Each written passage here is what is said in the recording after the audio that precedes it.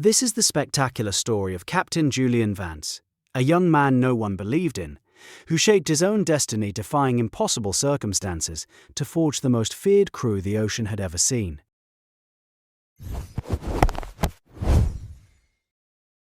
A quick recap. Captain Julian Vance won a dilapidated pirate ship in a card game and transformed its mutinous crew into an elite, disciplined unit of pirates. Through clever tricks and psychological warfare, they have amassed wealth and a powerful ship without firing a single cannon. Now commanding fierce loyalty and a heavily upgraded ship, Julian sets his sights on the ocean's greater prizes. The ocean waves crashed against the dark wooden hull as Alara hoisted a series of stolen Royal Navy signal flags high into the salty air. A fast Royal courier ship, recognizing the official emergency codes, immediately dropped its white sails and halted in the open water. The crew of the courier expected a routine naval inspection, but they were quickly and quietly boarded by Julian's men. Realizing they were under attack, the courier captain desperately tried to throw his secret leather pouch into a burning lantern to destroy it. However, Julian had anticipated this exact defensive move. Corin, the ship's cook and resident chemist, had provided Julian a potent fire extinguisher, which Julian used to put out the fire as he recovered the leather pouch. The flame instantly died with a quiet hiss, leaving the leather pouch perfectly intact for Julian to claim. The pirates returned to their ship, and Julian studied the contents of the pouch, with Kalen, Julian's right-hand man. Inside the pouch was a heavy parchment manifest detailing the exact shipping route of the Crown Jewel. The Crown Jewel was a legendary galleon carrying a decade of Spanish silver. The entire crew celebrated their upcoming fortune, dreaming of endless riches on the Crown Jewel. They set course to the Crown Jewel.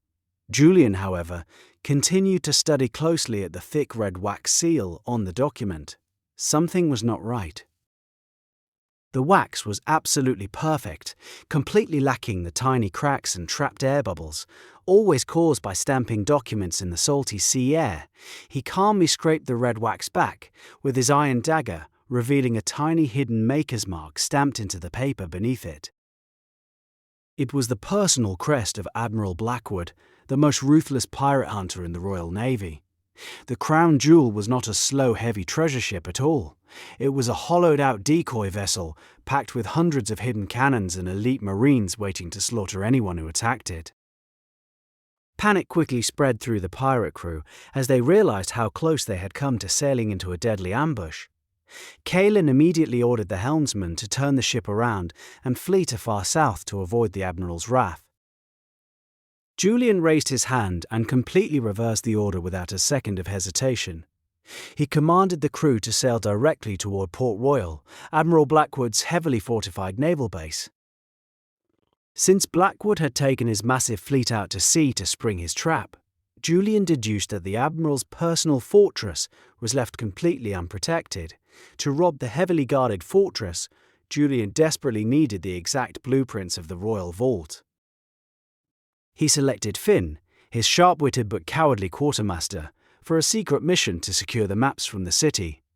Finn rowed ashore under the cover of darkness to bribe Governor Sterling, a notoriously corrupt local official who kept copies of the fortress plans in his mansion.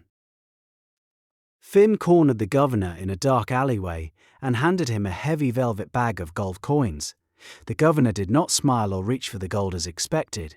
Instead, he blew a shrill silver whistle, and a dozen hidden naval marines dropped from the rooftops to arrest Finn. The man in the alley was not Governor Sterling at all, but a clever actor hired by the Navy to catch smugglers. Finn was brutally dragged into a damp underground cell beneath the main fortress. The heavy iron door creaked open, and Admiral Blackwood himself walked into the gloomy room. The ruthless hunter had never actually left for the sea ambush. He had suspected that a smart pirate might deduce his trap and try to strike his base, so he stayed behind in secret to protect his gold. Finn fell to his knees in terror and begged for his life. He promised to reveal Julian's entire master plan if the admiral would simply let him go free. Blackwood agreed to the deal, secretly planning to hang the young man from the docks as soon as the information was shared. Finn quickly confessed that Julian was planning to attack the main fortress vault at midnight the following evening. Blackwood smiled a cold, victorious smile, thrilled that his patience had paid off. He immediately ordered his officers to recall his entire fleet and surround the harbour to trap Julian's ship in an inescapable net.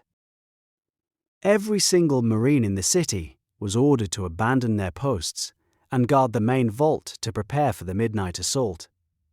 Back on the pirate ship, Kalen watched the massive navy ships gathering in the distance through his spyglass and warned Julian that their plan had completely failed.